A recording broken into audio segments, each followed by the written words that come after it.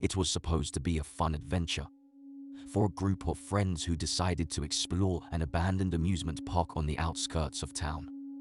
They arrived just before sunset and made their way through the rusted gates, eager to explore the empty rides and attractions. As they roamed through the park, they realized that they had lost track of time, and darkness had already settled in. Panic set in as they tried to leave the park, but found that the gates had been locked from the outside. They were trapped. One by one, the friends started to hear strange noises coming from the darkness. Footsteps, whispers, and even the sound of someone breathing down their necks. The more they tried to escape, the deeper they seemed to fall into the labyrinth park, with no end in sight. As the night wore on, their fear grew into hysteria, and they started to turn on each other. Accusations flew, fingers were pointed, and friendships were shattered. They had become lost in their own madness, trapped in a never-ending nightmare.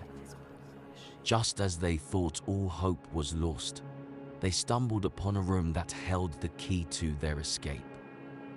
It was filled with old documents, newspaper clippings, and maps of the park. As they sifted through the clutter, they realized that the park had never truly been abandoned. In fact, it had been used as a secret government facility for decades, with experiments and classified research being conducted in the very rides and attractions they had been exploring. And then they heard the sound of footsteps approaching. They had been caught. As the door burst open, they were greeted by a team of armed men in black suits.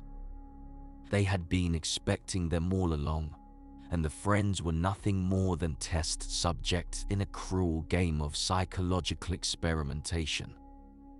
The twist was unforeseen, and they had been played the entire time.